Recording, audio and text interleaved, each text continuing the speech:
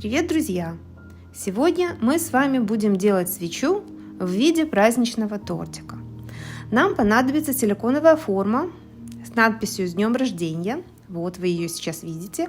А также две силиконовые формы для того, чтобы сделать основу самой свечи в виде торта. Как вы видите, у меня две силиконовых формы, и я буду сегодня их тестировать, как лучше закрепить фитиль и какой способ мне больше понравится. Первую силиконовую форму, как вы видите, я протыкаю иглой и пытаюсь закрепить фитиль. Признаться, этот способ не принес мне успеха, так как в процессе работы воск начал протекать, и впоследствии форма сама треснула, когда я пыталась доставать свечу. Основание фитилей я пыталась закрепить скотчем для того, чтобы не измазать фитиль. Однако же, когда воск протек и я начала доставать свечу из формы, сама эта силиконовая форма у меня треснула. Ну что, сейчас я вам покажу, как я это делала. Для начала мы просто расплавим воск, и я пользовалась соевым воском.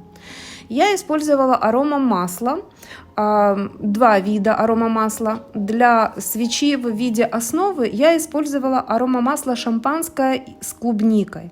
А для крема, который мы будем с вами делать чуть позже, я использовала аромамасло лесной орех.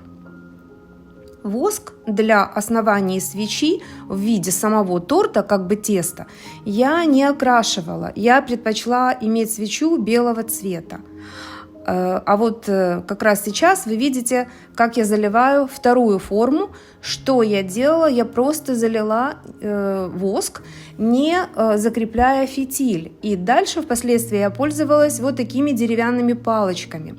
Я проткнула, учитывая, что мне нужно будет использовать два фитиля, я проткнула двумя палочками сам воск, и в процессе его остывания я прокручивала палочки, тем самым воск у меня как бы не прихватывался, и у меня получилось сделать небольшие дырочки, которые потом я могла использовать для закрепления фитиля. Итак, достаем первую форму, которая у нас уже остыла, надпись «С днем рождения», она нам понадобится чуть позже. И сейчас из второй формы прекрасно, легко достается свеча, которая будет у меня играть роль основания свечи в виде тортика, как тесто. И вот сейчас как раз я хочу вам показать то, как у меня порвалась силиконовая форма, когда был у меня неудачный эксперимент. И для себя я решила, что впоследствии я буду пользоваться всегда своим вторым способом при помощи деревянных палочек, когда я делала вот эти вот дырочки, чтобы закрепить фитиль. И вы видите, фитиль прекрасно продевается внутрь, и я смогла закрепить таким образом фитили. Сейчас я делаю своеобразную конструкцию. Я взяла бумажный стаканчик для кофе, и он у меня будет играть роль как бы подставки. Я буду использовать также опять соевый воск для крема. Он у меня представлен в хлопьях. Я люблю этот воск, соевый воск, с ним очень удобно работать. И когда я его растопила, я добавила, как я уже вам сказала, второй вид аромамасла, это лесной орех. И эту часть воска я буду окрашивать.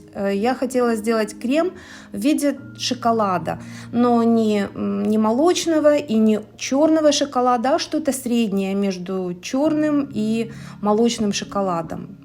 Поэтому я по капельке постепенно добавляла краситель коричневого цвета, и при помощи белой салфетки я пыталась достичь того цвета, той цветовой гаммы, которая мне нравится.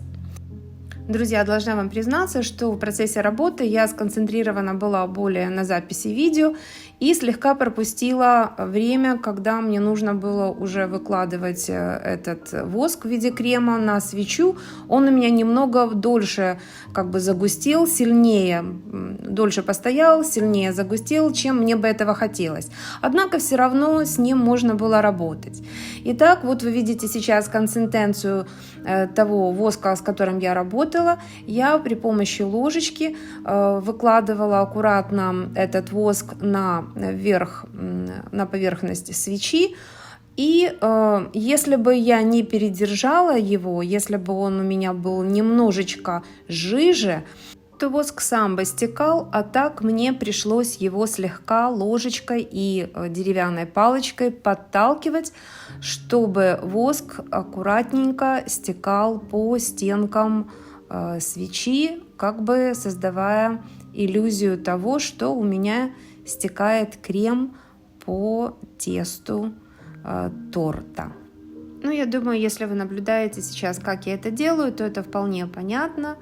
И затем, как только вы выложите этот слой воска, вам, в принципе, не нужно ждать, чтобы он застыл. Вы можете сразу начинать украшать вашу свечу, делать декор.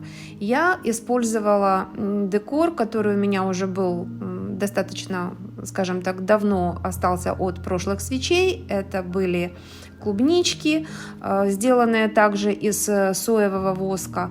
Я добавила еще и небольшие изделия в виде также небольших клубничек маленьких, сделанных из гелевого воска, только для того, чтобы просто украсить свечу, добавить ей какую-то изюминку.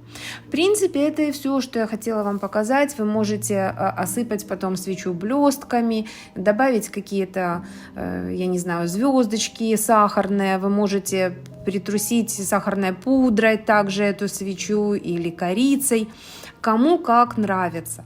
Я сделала ее в таком виде и решила с вами поделиться своим экспериментом. Надеюсь, вам было интересно. Увидимся в следующих выпусках. В следующем выпуске я очень надеюсь, что это будет в субботу. Друзья, кто впервые на моем канале, подписывайтесь, если вам было интересно. Я всегда открыта для общения и для новых виртуальных знакомых. До следующей передачи.